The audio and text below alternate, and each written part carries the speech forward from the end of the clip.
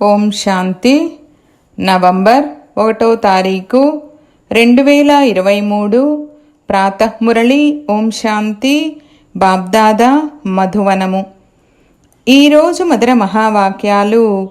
బాబా చెప్తున్నారు, మధురమైన పిల్లలు, బ్రహ్మ సంతానమైన మీరు పరస్పరంలో సోదరీ సోదరులు. మీ వృత్తి చాలా శుద్ధంగా పవిత్రంగా ఉండాలి. ప్రశ్న: ఏ పిల్లలు అర్థం చేయిస్తే ప్రభావము చాలా బాగా పడగలదు? జవాబు: ఎవరైతే గృహస్థ వ్యవహారంలో ఉంటూ కమలపుష్ప సమానంగా పవిత్రంగా ఉంటారో అటువంటి అనుభవజ్ఞులైన పిల్లలు ఎవరికైనా అర్థం చేయించినట్లయితే వారు అర్థం చేయించిన దాని ప్రభావం చాలా బాగా పడగలదు. ఎందుకంటే వివాహం చేసుకొని కూడా వృత్తి అపవిత్రంగా అవ్వకపోవడం అనేది చాలా పెద్ద గమ్యము. ఇందులో పిల్లలు చాలా చాలా జాగ్రత్తగా కూడా ఉండాలి. పాట: మా తీర్థాలు అతీతమైనవి. ఓం శాంతి. తండ్రి కూర్చొని పిల్లలకు అర్థం చేయిస్తారు. ఎందుకంటే పిల్లలకే తండ్రి గురించి తెలుసు. పిల్లలైతే అందరూ పిల్లలే. పిల్లలందరూ బ్రహ్మకుమారులు కుమారీలు. బ్రహ్మకుమారులు కుమారీలు సోదరీ సోదరులవుతారని వారికి తెలుసు. అందరూ ఒక్క తండ్రికే పిల్లలైనప్పుడు ఆత్మలమైన మనమంతా సోదరీ సోదరులమని వాస్తవికంగా అర్థం చేయించాలి. అందరూ సోదరులే. మనము ఒకే తాతగారు మరియు తండ్రి యొక్క పిల్లలమని ఇక్కడైతే మీకు తెలుసు. శివబాబాకు మనవళ్ళము, బ్రహ్మకు పిల్లలము. ఉదాహరణకు ఇతని లౌకిక పత్ని ఉన్నారు. ఆమె కూడా నేను బ్రహ్మకుమారిని అని అన్నారు. కావున ఆమె సంబంధం కూడా ఆ విధంగానే అవుతుంది. ఏ విధంగా లౌకిక సోదరీ సోదరులు ఉంటారు, అక్కడ అశుద్ధ దృష్టి ఏమీ ఉండదు.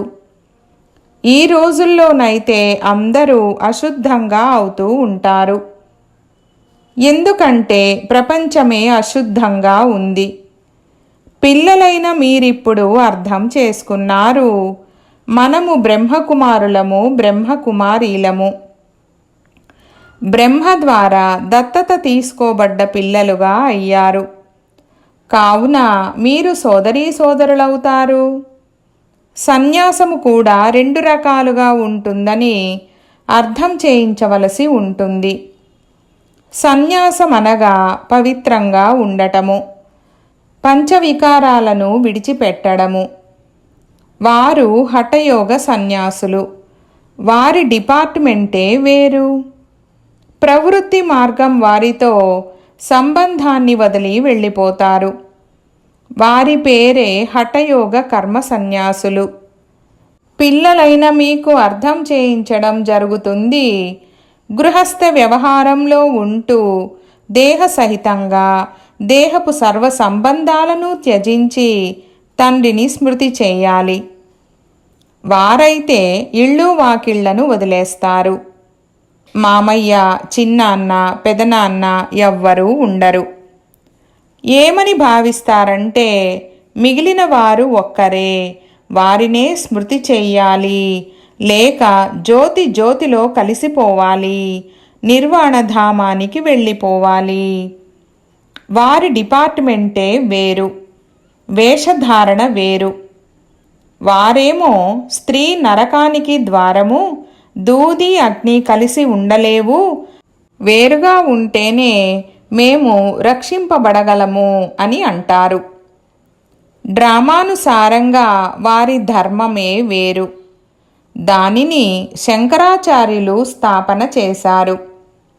వారు హఠయోగ కర్మ సన్యాసాన్ని నేర్పిస్తారు, అంతేకాని రాజయోగాన్ని కాదు. ఈ డ్రామా తయారు చేయబడినదని మీకు నెంబరు వారుగా తెలుసు. అందరినీ అయితే 100% తెలివైన వారని అనరు. కొందరు 100% తెలివైన వారు ఉన్నారు. కొందరు 100% తెలివిహీనులుగా కూడా ఉన్నారు. ఇలాగే ఉంటుంది. మీకు తెలుసు, మనం మమ్మా బాబా అని అంటున్నామంటే మనం పరస్పరంలో సోదరీ సోదరులు అయినట్లు. అశుద్ధమైన వృత్తి ఉండకూడదు. నియమం అలా చెప్తుంది. సోదరీ సోదరులకు పరస్పరంలో ఎప్పుడూ వివాహం జరగదు. ఒకవేళ ఇంట్లో సోదరీ సోదరుడి మధ్యన ఏదైనా జరిగినట్లయితే వీరి నడవడిక అశుద్ధంగా ఉందని తండ్రి గమనిస్తే అతనికి చాలా చింత ఉంటుంది. వీరెక్కడి నుండి జన్మించారు, ఎంతగా నష్టపరుస్తున్నారని అనుకుంటారు. వారిని ఎంతగానో తిడతారు. ఇంతకుముందు ఈ విషయాలలో జాగ్రత్త ఉండేది. ఇప్పుడైతే 100% తమో ప్రధానంగా ఉన్నారు. మాయా ప్రభావము తప్పకుండా తీవ్రంగా ఉంది. పరమపిత పరమాత్ముని పిల్లలతోనైతే మాయ బాగా యుద్ధం చేస్తుంది. తండ్రి అంటారు, వీరు నా పిల్లలు, నేను వీరిని స్వర్గంలోకి తీసుకువెళ్తాను. మాయ అంటుంది, కాదు, వీరు నా పిల్లలు, నేను వీరిని నరకంలోకి తీసుకువెళ్తాను. ఇక్కడైతే ధర్మరాజైన తండ్రి చేతిలో ఉన్నారు. కావున ఎవరైతే గృహస్థ వ్యవహారంలో ఉంటూ పవిత్రంగా ఉంటారో వారు తాము కలిసి ఉంటూ కూడా ఏ విధంగా పవిత్రంగా ఉంటారనేది ఇతరులకు బాగా అర్థం చేయించాలి. ఏ పనినైతే హఠయోగ సన్యాసులు కూడా చేయలేకపోయారో దానిని తండ్రి చేయిస్తున్నారు. సన్యాసులు ఎప్పుడూ రాజయోగాన్ని నేర్పించలేరు. వివేకానందుని పుస్తకంపై బయటకు రాజయోగము అన్న పేరు రాయబడి ఉంది. కానీ నివృత్తి మార్గంలోని సన్యాసులు రాజయోగాన్ని నేర్పించలేరు. మీలో ఎవరైతే గృహస్థ వ్యవహారంలో ఉంటూ పవిత్రంగా ఉంటారో అటువంటి వారు అర్థం చేయించినట్లయితే వారి బాణము బాగా తగులుతుంది. బాబా వార్తాపత్రికలో చూశారు, ఢిల్లీలో చెట్లకు సంబంధించి ఏదో కాన్ఫరెన్స్ జరుగుతుంది. అక్కడ కూడా ఎలా అర్థం చేయించవచ్చంటే, మీరు ఈ అడవుల్లోని చెట్లు మొదలైన వాటి గురించి ఆలోచిస్తున్నారు, కానీ ఈ జెనలాజికల్ ట్రీ వంశవృక్షము గురించి, ఈ మనుష్య సృష్టి ఉత్పత్తి పాలన ఎలా జరుగుతుందన్న దాని గురించి ఎప్పుడైనా ఆలోచించారా? పిల్లలది అంత విశాల బుద్ధిగా అవ్వలేదు. అందరి అటెన్షన్ లేదు. ఏదో ఒక వ్యాధి అంటుకొని ఉంది. లౌకిక ఇంట్లో కూడా సోదరీ సోదరులకు ఎప్పుడూ అశుద్ధమైన ఆలోచనలు ఉండవు. ఇక్కడైతే మీరందరూ ఒకే తండ్రి పిల్లలు, సోదరీ సోదరులు, బ్రహ్మకుమారులు, కుమారీలు. ఒకవేళ అశుద్ధమైన ఆలోచనలు కలిగినట్లయితే వారిని ఏమంటారు? వారిని నరకంలో ఉండేవారి కన్నా 1000 రెట్లు అశుద్ధమైన వారిగా లెక్కించడం జరుగుతుంది. పిల్లలపై ఎంతో బాధ్యత ఉంది. ఎవరైతే గృహస్థ వ్యవహారంలో ఉంటూ పవిత్రంగా ఉంటారో వారి కొరకు ఎంతో శ్రమ ఉంటుంది. ప్రపంచానికి ఈ విషయాల గురించి తెలీదు. తండ్రి పావనంగా తయారు చేయడానికి వస్తారు. కావున పిల్లలు తప్పకుండా ప్రతిజ్ఞ చేస్తారు. రాఖీ కట్టబడి ఉంది. ఇందులో ఎంతో శ్రమ ఉంది. వివాహం చేసుకొని పవిత్రంగా ఉండడము ఇది చాలా పెద్ద గమ్యము. కొద్దిగా కూడా బుద్ధి అటువైపుకు వెళ్ళకూడదు.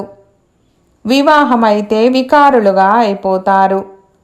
తండ్రి వచ్చి వివస్త్రగా అవ్వడం నుండి రక్షిస్తారు.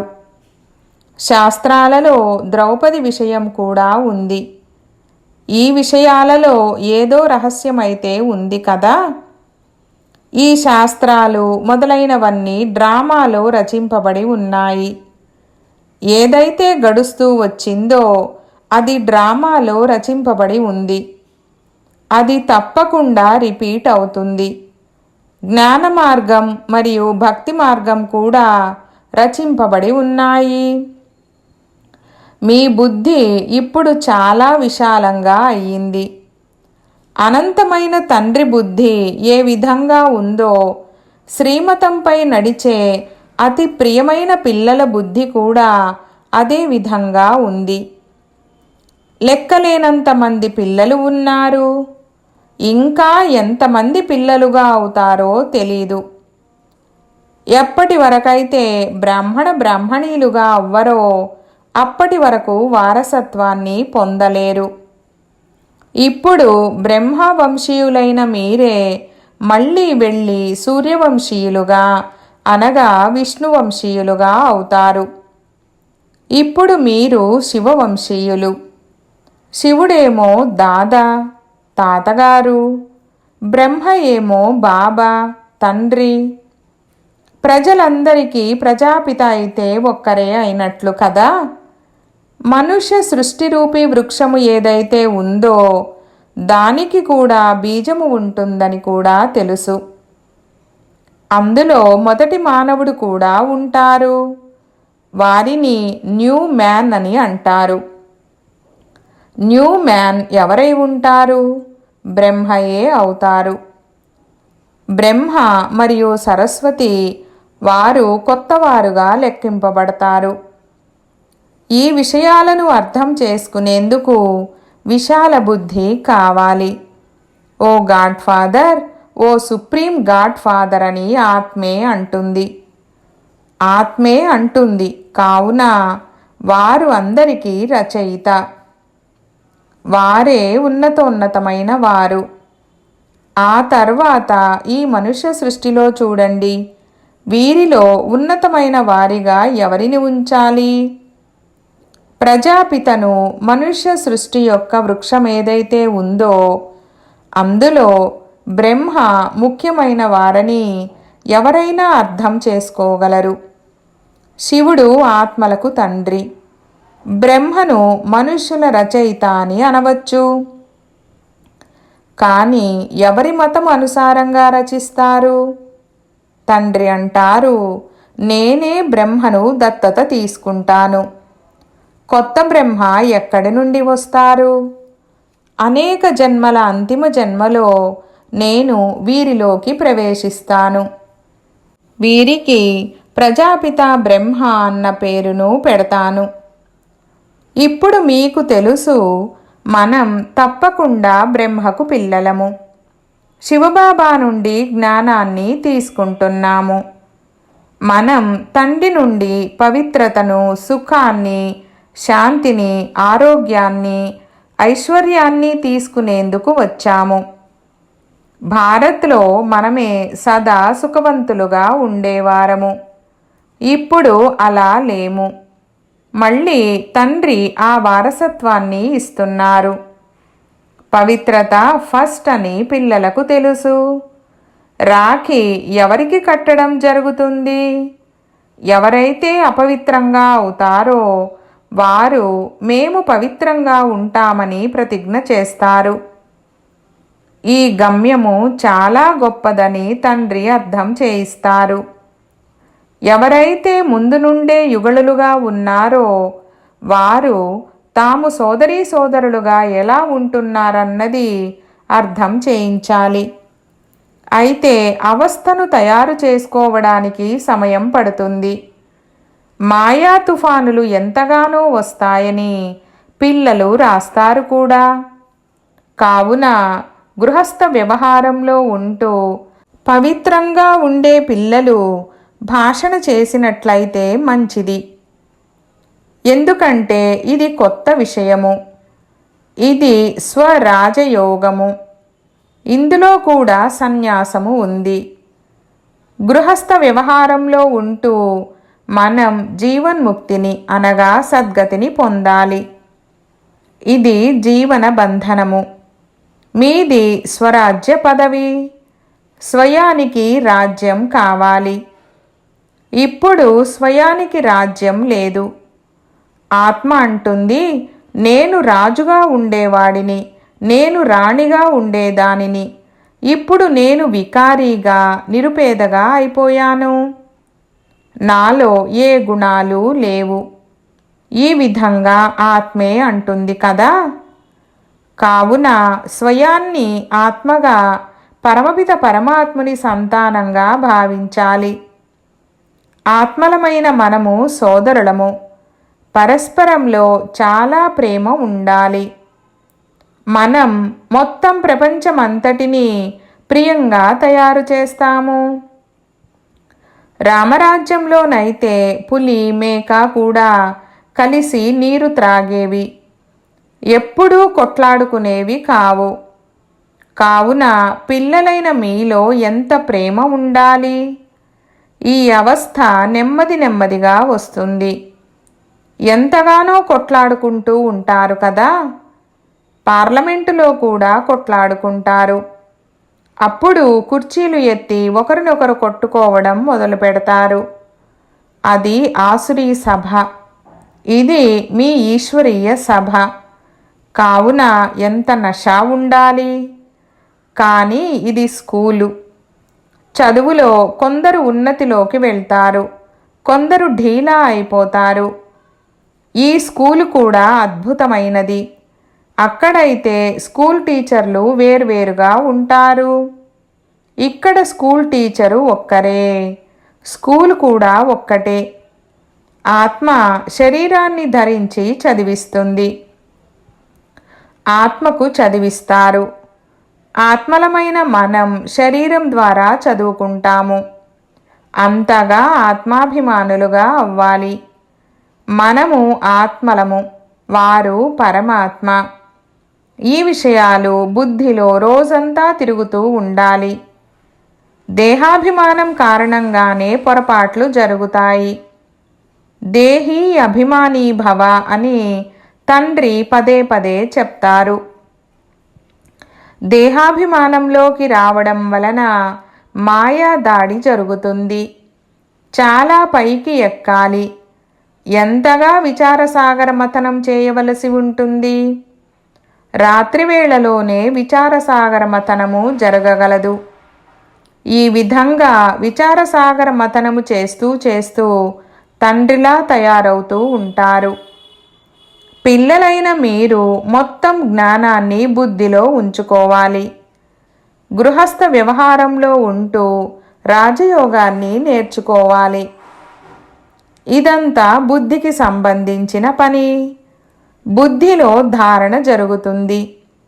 గృహస్థులకైతే ఎంతో శ్రమ ఉంటుంది. ఈ రోజుల్లో తమోప్రధానంగా ఉన్న కారణంగా చాలా అశుద్ధంగా ఉంటారు. మాయ అందరినీ అంతం చేసేసింది. పూర్తిగా నమిలి మింగేస్తుంది. మాయారూపీ కొండ చిలువ యొక్క కడుపులో నుండి బయటకు తీసేందుకు తండ్రి వస్తారు. బయటకు తీయడం చాలా కష్టమవుతుంది. ఎవరైతే గృహస్థ వ్యవహారంలో ఉంటారో వారు తమ సత్తాను చూపించాలి. మాది రాజయోగమని అర్థం చేయించాలి. మనము బ్రహ్మకుమారులము, కుమారీలమని ఎందుకంటాము? ఈ చిక్కుముడిని అర్థం చేసుకోవాలి, అర్థం చేయించాలి. వాస్తవానికి మీరు కూడా బీకేలే. ప్రజాపిత బ్రహ్మ అయితే కొత్త సృష్టిని రచిస్తారు. న్యూ మ్యాన్ ద్వారా కొత్త సృష్టిని తయారు చేస్తారు. వాస్తవానికి సత్యయుగం యొక్క మొదటి బిడ్డనే న్యూ అని అంటారు. ఇది ఎంత సంతోషకరమైన విషయము! అక్కడైతే సంతోషపు బాజా భజంత్రీలు మోగుతాయి. అక్కడ ఆత్మ మరియు శరీరము రెండూ పవిత్రంగా ఉంటాయి. ఇక్కడైతే వీరిలోకి ఇప్పుడు బాబా ప్రవేశించారు. ప్రస్తుతం ఈ న్యూ మ్యాన్ పవిత్రమైన వారు కారు. పాతవారిలో కూర్చొని వీరిని కొత్తవారిగా తయారు చేస్తారు. పాతదానిని కొత్తగా తయారు చేస్తారు. ఇప్పుడు న్యూ మ్యాన్ అని ఎవరిని అనాలి? బ్రహ్మను అనాలా? ఈ విషయంలో బుద్ధి నడుస్తుంది. యాడమ్, ఈవ్ ఎవరన్నది వారేమైనా అర్థం చేసుకుంటారా? న్యూ మ్యాన్ శ్రీకృష్ణుడు. అతనే మళ్ళీ ఓల్డ్ మ్యాన్గా అయ్యి బ్రహ్మగా అవుతారు. మళ్ళీ ఓల్డ్ మ్యాన్ అయిన బ్రహ్మను న్యూ మ్యాన్గా తయారు చేస్తాను. కొత్త ప్రపంచానికి న్యూ మ్యాన్ కావాలి. వారు ఎక్కడి నుండి వస్తారు? న్యూ మ్యాన్ సత్యయుగానికి రాకుమారుడు. వారినే తెల్లని వారని అంటారు. ఇతను నల్లనివారు. ఇతను న్యూ మ్యాన్ కాదు. శ్రీకృష్ణుడే 84 జన్మలను తీసుకుంటూ ఇప్పుడు చివరి జన్మలో ఉన్నారు. వీరినే మళ్ళీ బాబా దత్తత తీసుకుంటారు. పాతవారిని కొత్తగా తయారు చేస్తారు. ఇవి అర్థం చేసుకోవలసిన ఎంత గుహ్యమైన విషయాలు! కొత్తదే పాతగా, పాతదే మళ్ళీ కొత్తగా అవుతుంది. శ్యామము నుండి సుందరంగా, సుందరం నుండి మళ్ళీ శ్యామంగా అవుతారు. అందరికన్నా పాతవారు ఎవరైతే ఉన్నారో వారే మళ్ళీ అందరికన్నా కొత్తవారిగా అవుతున్నారు. బాబా మనల్ని పునర్జీవితులను చేసి అందరికన్నా కొత్తవారిగా తయారు చేస్తారని మీకు తెలుసు. ఇవి బాగా అర్థం చేసుకోవాల్సిన విషయాలు. అలాగే మీ అవస్థను కూడా తయారు చేసుకోవాలి. కుమారులు కుమారీలు పవిత్రమైన వారు. ఇకపోతే మనం గృహస్థంలో ఉంటూ కమలపుష్ప సమానంగా అవుతాము. స్వదర్శన చక్రధారులుగా అవుతాము. విష్ణువంశీయులకు త్రికాలదర్శులుగా అయ్యే జ్ఞానం లేదు. ఓల్డ్ మ్యాన్ త్రికాలదర్శిగా ఉంటారు. ఇవి ఎంత విచిత్రమైన విషయాలు! ఓల్డ్ మ్యాన్ జ్ఞానాన్ని తీసుకుని న్యూ మ్యాన్గా అవుతారు. తండ్రి కూర్చొని అర్థం చేయిస్తారు. అది హఠయోగము, ఇది రాజయోగము. రాజయోగం అంటేనే స్వర్గరాజ్యాధికారము. సన్యాసులైతే సుఖము కాకిరెట్టతో సమానమైనదని అంటారు. వారు దానిని ద్వేషిస్తారు. తండ్రి అంటారు, నారియే స్వర్గానికి ద్వారము. నేను మాతలపై కలశాన్ని పెడతాను. కావున మొట్టమొదట శివాయ నమః భగవానువాచ అని అర్థం చేయించండి. శబ్దం గట్టిగా వెలువడాలి. అచ్చా మీఠే మీఠే సికీలధే బచ్చోं ప్రతి మాత్ పితా बाप दादा का याद प्यार और गुड मॉर्निंग। रूहानी बाप की रूहानी बच्चों को नमस्ते। हम रूहानी बच्चों की रूहानी बाप दादा को याद प्यार गुड मॉर्निंग और నమస్తే నమస్తే బాబా నమస్తే. ధారణ కొరకు ముఖ్య సారము. 1వ పాయింట్, ఆత్మలమైన మనం సోదరులము. ఈ నిశ్చయంతో పవిత్రతా వ్రతాన్ని పాలన చేస్తూ పరస్పరం చాలా ప్రేమగా ఉండాలి. అందరినీ ప్రియంగా తయారు చేయాలి. 2వ పాయింట్, విశాల బుద్ధి కలవారిగా అయ్యి జ్ఞానం యొక్క గుహ్యమైన రహస్యాలను అర్థం చేసుకోవాలి. విచారసాగర మథనము చేయాలి. మాయా దాడి నుండి రక్షించుకునేందుకు దేహీ అభిమానులుగా ఉండే అభ్యాసము చేయాలి. వరదానము: జ్ఞానామృత వర్షము ద్వారా మహానులుగా అయ్యే మరజీవా భవ. వివరణ: పిల్లలైన మీపై తండ్రి జ్ఞానామృత వర్షాన్ని కురిపించి మృతుల నుండి మహాన్లుగా తయారు చేశారు. కాలుతున్న చితిపై నుండి బయటకు తీసి మరజీవాగా చేశారు. జ్ఞానామృతాన్ని త్రాగించి అమరులుగా చేశారు. భగవంతుడు మృతులను కూడా సజీవులుగా చేస్తారని మనుషులు అంటారు. కానీ ఎలా చేస్తారన్నది వారికి తెలీదు. దేహాభిమానము కారణంగా ఇంతకు ముందు మరణించి ఉన్న మృతుల వలె ఉన్న మీరు ఇప్పుడు మృతుల నుండి మహాన్లుగా అయ్యారని ఇప్పుడు మీకు సంతోషం కలుగుతుంది. స్లోగన్: ధర్మములో స్థితులై కర్మలు చేసేవారే ధర్మాత్ములు. ఓం శాంతి.